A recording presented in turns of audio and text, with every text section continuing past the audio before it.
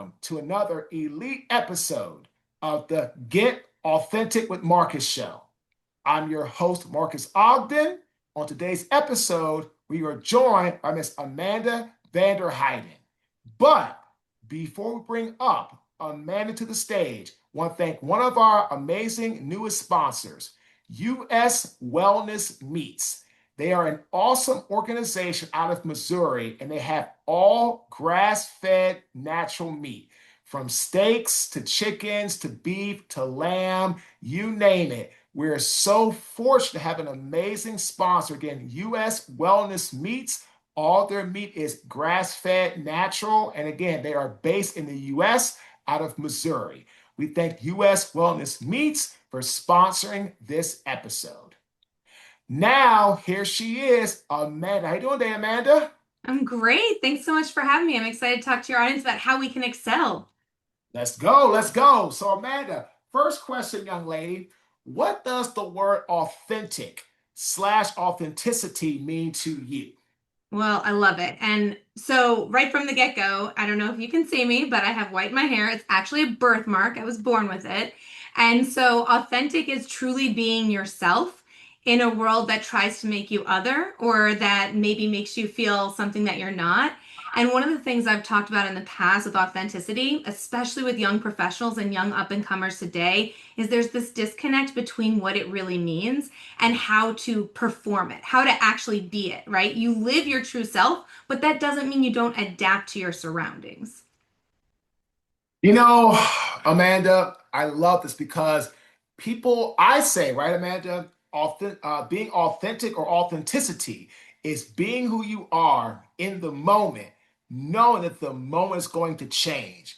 I We love don't that. stay the same. We are always trying to move and groove and grow and ascend and rise. And if you're not growing, if you're staying the same, you're constantly always just staying right at that level where you're like this not you're just not moving, you're not ascending, and that's not where you need to be. You need to be constantly rising and elevating to the next level. So I love this. Amanda, please tell us a little bit more about your backstory and the work you're doing now helping people excel.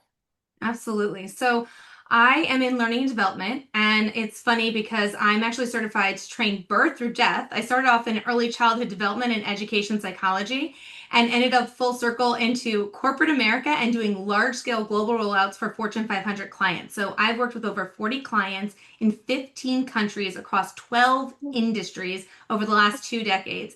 And so when I say I know what it takes to take people from different worlds, different cultures, different languages, different experiences and levels and education levels and get them going in the right way to set themselves up for success. I truly mean it. I am a lover of everything that what makes people tick. And, I have 2 degrees in psychology. I have my master's in industrial organizational psychology. My undergrad was in psychology and business. I am an athlete like yourself, not to compare myself to you, but I also am in the athletic world. So yeah, it's that continuous improvement. It's how can we set people up for success, and what does this person need, and this team need, and this corporation need in this moment when these large, huge changes or people first changes are occurring, and how do we set up the entire organization to row in the right way to take that team to the next level and get the individual players what they need and people that they need, but also the organizational level, the leadership level, the full, when there's 10,000 people that you have to get to a new state of being, that's a different beast than just 5 people. Yeah, it's kind of like the old saying, right, Amanda? If you want to have fulfillment and stability and sustainability in your organization, everybody has to be around a unified vision, or you can call it alignment. If people aren't aligned, then it's really hard to excel because you have people going in different directions. They don't know what the mission is, the mantra is. They don't know where they're headed. They don't know how they're going to get there. And so, like, for example, we take our podcast. Me and Ben have been working together now for 4 years, right? And counting. And people love coming onto our show because people know when they come onto the show, it's not about us. It's not about what we feel. It's about the guests, about their viewpoint, what authenticity means to them, how they use it. Because at the end of the day, we're trying to get our guests to really give some of their wisdom and expertise to our global audience for a higher impact to excel in their current state and and get to the next level. So I'm loving this conversation. So next question, 100%. man, before we get into your actual work, right? How does being authentic help you excel in the career path you have chosen to embark on? Yeah, and that's the best part and kind of full circle to back to your first question in that with authenticity, I'm loud, I'm very strong, and I have a baby face for those watching. So they're always shocked when I say I have 2 decades of experience and said, don't be fooled, right? And so I am always who I am going to be, but I can shift up based off of the population I'm in front of in order. It's not about me. It's about what do that group, that person, what does that person need in this moment to get to the next level? And I think that's the best with any coach, really, right? It's not about us, it's about what can we do to set them up for success. So, for example, I'm an extrovert, I talk with my hands, I'm loud. However, when I get in front of a company I have a client that's a lithographic technology company, 17,000 people around the world, over 10 countries, right? They are heavily technology people, engineers. I know for them to be able to hear my message and to get them to where they need to be, I need to lower my voice. I need to do stats only. I need to make sure that I'm saying my message. It's still my message, but I have to say my message in a way that they can receive it and benefit from it. So again, it's this push pull of being truly who you are, but also adapting to your surroundings to ensure that you're getting the best from the conversation. And one thing I talk a lot about is making sure you're speaking the same language. And I don't even really mean like we're both speaking English right now, although in my world, sometimes that is what I'm talking about. But for the most part, it's when I say this word, and that's why I love that you're defining authenticity for the specific person. When I say this word, what does it mean to me? What do I feel? When you say the word authentic, I feel empowered. I feel strong, right? Some people, maybe some introverts, maybe some people who don't feel like they're in an environment that can see them for them, they might feel like they need to hide. They might feel authentic as being too much or too bold. And so it's also not just the word you're using and the definition you're using, but also the emotion behind the word that they're perceiving. Yeah, because what happens is, ladies and gentlemen, I always say I'm a big believer in this. Communication is not what you say, communication is how it's understood by who you are speaking to. If you're talking to somebody trying to relate to them something for work, let's say, on your team, and they don't clearly understand what you're asking, and then you walk away and then they're looking like, well, what was that? What do they want? What needs to be done? I'm not sure. I'm not clear. What happens then is people say, well, yeah, I don't really know what to do. There's no alignment. And then what happens? Nothing happens. So, and I love what Amanda also said about how when she delivers content to different audiences, she has to be authentic and really deliver it in a way that people can understand and or want to hear it. If you go in front of a room of people who are one way, talking a way that they don't like you're loud or abrasive, they're not going to respond. If you go talk to a bunch of, say, construction workers and you're soft and you're this, they're not going to respond either, right? So it's really about knowing your audience and knowing who and how you need to deliver your content to make the most impact. So, Amanda, You have to maybe meet just them tell where us they a bit are. more about, you said you were an athlete, right? What sport did you play? I'm a horseback rider. I played a lot of sports growing up, honestly, doubled up seasons and everything. So when I say athlete, I truly mean it in a sense, but actually competitive elite horseback riding. So big Awesome. show jumping. That's awesome. It's interesting. Okay, let's talk about that. So you are a competitive horseback rider. I've heard from people who have horses, show horses, ride horses, that a horse can really pick up on if you're confident or scared. And then a horse can also tell if you're trying to BS them and you're trying to act tough, but you're really not. They can pick up on that too. And they're like, I'm not gonna let you ride me, or it's gonna be a rough ride, right? And what Hmm. I'm really getting at is, right, Amanda, there's a certain level of being authentic, even more so, and that shows in sport. That's so important. But here's my question. How did you, being a high level athlete, help you in the work that you're doing today for your clients and with your respective capabilities? Yeah, so I was born into it. My dad was born in the Netherlands. He came to America through horses because he actually worked with the German Olympic team and then came to the States that way. My mom does what Christopher Reeves did before she got hurt. So when I say all horses, I was raised on a horse farm, like not just show jumping, but next level horses, and worked with like the top, Olympians in the world, and the reason why I say this is because it was literally a joke that I was bred, not born. And so when you're there in that world of living on a farm, you don't have a choice. It is work ethic, it is grit, it is resilience, it is determination. It's grit before grit was a word, honestly. And when people say to me all the time, like, how are you so resilient? How do you have so much grit? When it became the it word of the decade, I said, when with horses, so with most sports, if you fall down, like in your sport, if you fall down, they say don't move, right? With horseback riding, if you fall off the horse, it doesn't matter if both your legs are broke, you army crawl out of there because it is more dangerous to be on the ground than it is to further the injury. We're talking death versus not death, right? And so when you grow up in a place where literally, I mean, I've been on a horse before I could walk. My parents used to, I say I'm a survivor. My parents tied my legs to the saddle before I could hold myself up. I was bouncing around on a horse. And when I say I've fallen more times than I can ever count, I've had more concussions before I was 10 years old than I can ever count.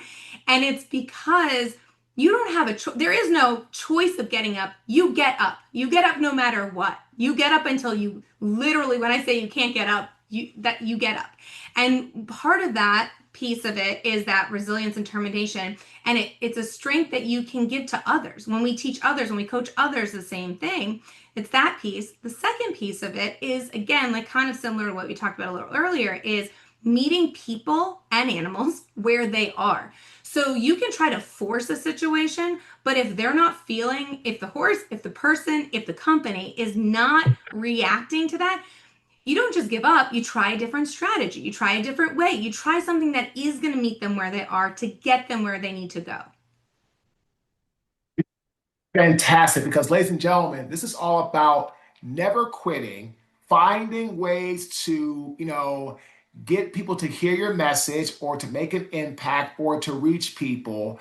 And again, this is a fantastic spot to talk about this because I heard Amanda say in the last segment her parents tied her feet to the saddle when she was young because they were trying to teach her how to handle high pressure situations. And ladies and gentlemen, that's what corporate America is. That's what life is, but especially in the business world, right? It's like I always talk to people like my day always starts out smooth. I've got things done. I've worked up the night before, the morning of, got my emails done, got this done.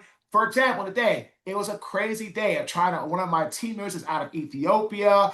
I pay her. She's amazing. But now she's got a bank. So I went to my bank and they didn't have the account. I went to her bank. Like it was all over the place. And like calls are running behind. I was on a call with somebody and like that person didn't think we were put on the call for that reason. It was like, what the hell's going on? So like all this stuff was happening, right? Like boom, boom, boom, boom, boom.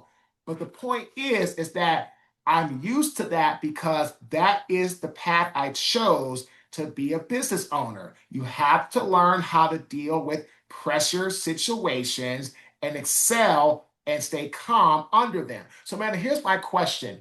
How do you About teach the your how, clients? right? It's how Because do I do this? Not I can't do this, not I should do this. It's how do I get it done? How? right, it's going to get done. It's going to always get done. Like there is no when you're a business owner and your reputation's on the line, it's going to get done, right? What's one of my favorite quotes by Yoda? Do or do not. There is no try. So it's Mm-hmm. going to get done. But Yep. the thing is, how do you teach people, right, Amanda? You and I have lived through it through athletics, you being in horse and other sports, me being in football and other sports, but mainly football. How do you teach people to stay calm under high, intense, stressful situations so they can be able to excel and get things accomplished? It's a mindset shift. So there's a few different things that you have to do, but and you know this. I mean, I'm talking to you, you get it. Athletes understand mindset is everything, right? So it's over. Sometimes first you need your mind in the right place to be able to do this. And part of that is as us, as coaches, as people who are trying to help them succeed, it's asking the right questions. It's similar to what we said, right? So if I said, what are you going to do about it? Some people will rise to that occasion, but some people say, what are you going to do about it? And they just feel completely helpless and they fall apart. So then you have to start saying, okay, what would it look like to accomplish this? How would this happen? What do we think? What resources are you not thinking about in this moment? And so it's training their brains to look for opportunity, look for ways to do it. Sometimes it's being that force, but if I'm that force and I'm not with them in that moment, they're not going to do it. So you have to train their brain in order to get to a place where they're asking themselves that question and they have those, what's the framework? How do I structure myself? And I love how you talked about, how you start your day, right? And I'm a big believer in design and structure of what do you want to accomplish and reverse engineering how am I going to get there, right? So being intentional with your actions. And so that's what we do is we create the framework, we give them the right mindset, and then you give them the tools and capacity, right? So most of the times I'm coming into these huge organizational rollouts and it's very basic questions. And I say it's simple, not easy. It's, do people have the right processes they need? Do you have the right people in place? And do you have the right tools and technology to get you to the next level? And that's it. And that seems simple. It's definitely not easy. And there's a big difference, right? Well, you know what's interesting, man? I took notice of something. Ladies and gentlemen, I hope you heard Amanda say that she's big on like routine, starting her day a certain way. Like literally, I am that way. Like when I wake up in the morning, the first thing I do is I make my bed, right? I have a structure, make the bed. I vacuum my bedroom, the top floor, go downstairs, go to the gym, come home, care of my stuff, get into work mode, right? And again, that's just how it is. There is no, well, I may get to it later on. Well, I'll get to the bed. Absolutely not. Like that bed's getting made every freaking day. First thing, let's go. Because at the end of the day, it is who I am. And what I'm doing is I'm training myself to always be disciplined. Right, ladies and gentlemen? And again, Amanda is so spot on. You've got to create a structure, you've got to create a system for you to achieve what you want. And that's my question, Amanda, It's more than because that. You're taking control of your day. You're owning your day from the very start. And that's the difference. So even when you had your fire drill of this didn't work, that's okay because you already did what you needed to be to set yourself up to be the best you could be in that situation. and so here's my question. How let me do this. So I was talking to a potential client today. We had a sales call, right? And it's a big time insurance company. I met the guy. He was on my one of his coworkers was on my podcast. Loved it. Had a conversation. He sent me to this guy, Bobby. Bobby and I had a great call today, and it was awesome. I believe they're going to potentially hire me later in the year for some massive work. Just like Massive Mutual is one of our largest clients. They love us. We're so grateful for that. But the thing is, right, when I talked to Bobby about this, he said, Marcus, I love this. And if more people got this, their lives would be better. Coach Mike Mularkey, who is my head coach at the Buffalo Bills, said, you want to control and excel in your life? Take control of the four C's: your calendar, your clock, your communication, your consistency.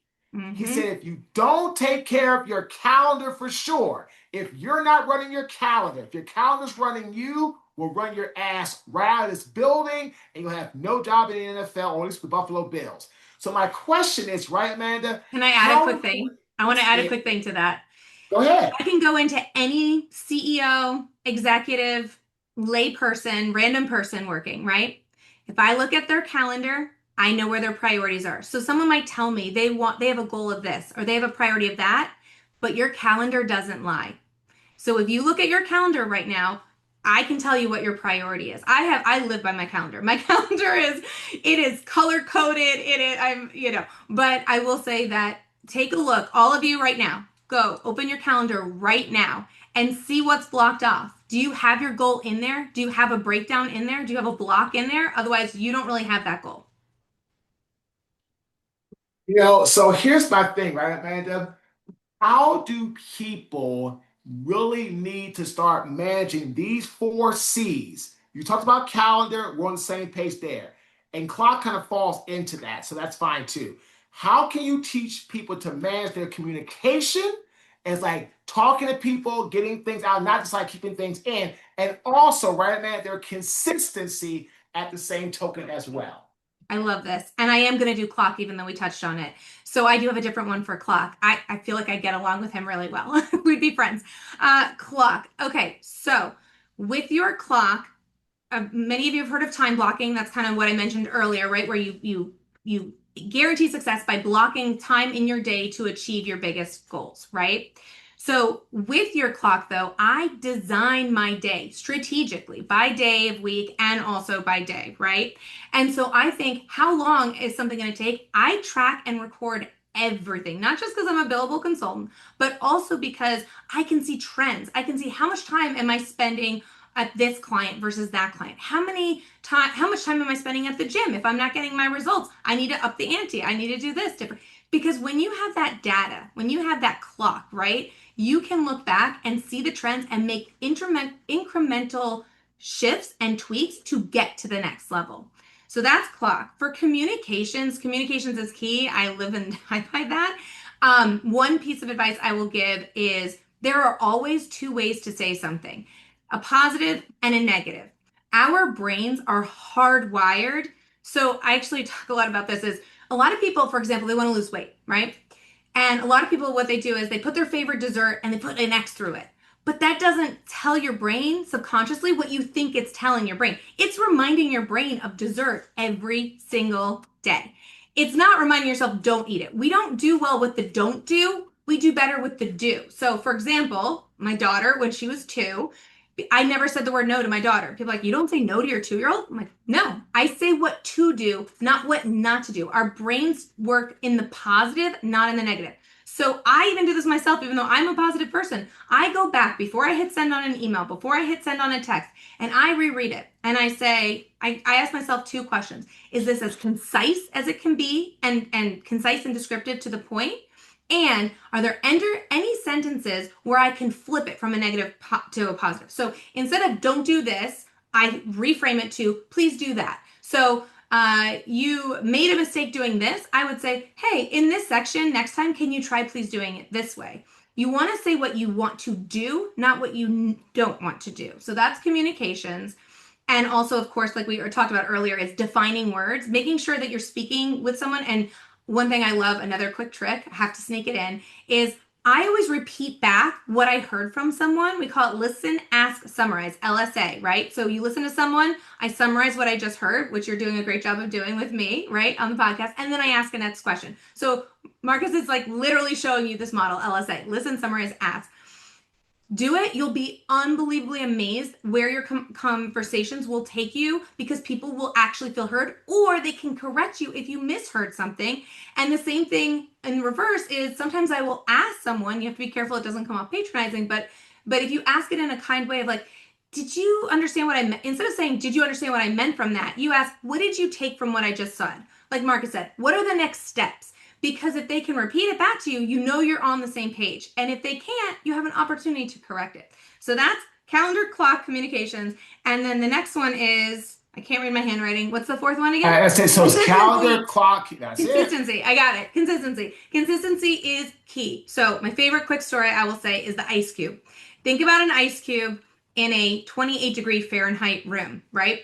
You might be putting in a ton of effort to something to get it to 29 degrees, 30 degrees. But guess what? If you're looking at the wrong thing, if you're looking at that ice cube, nothing is going to change. You still see the ice cube. So then you get discouraged and you're like, all this effort that I'm putting into this thing, this goal, this whatever, it's not doing anything. But if you looked at the thermometer, you would see, no, I raised it a degree. I raised it another degree.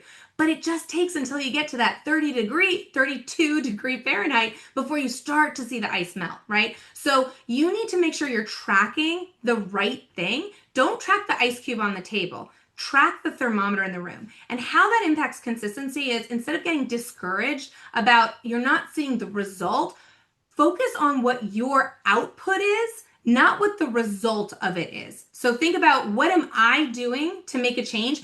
And I like to gamify everything, but gamify that, right? Make sure that you're like, I've gotten 20 in a row, I've gotten 67 in a row, and keep focused on that. And I promise you the result will come. And if you're tracking your trends and it's not coming at 67 days or wherever, you can slightly make tweaks to continuously improve and make it better. So I think I hit all four. And a fantastic interview. How can our global audience get in touch with you?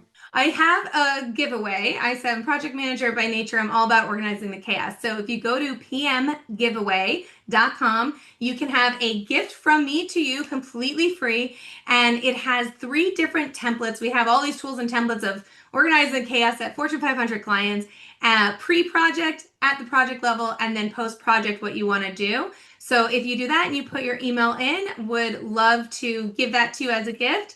And I hope you all benefit from it. And I always love to hear how people leverage it too.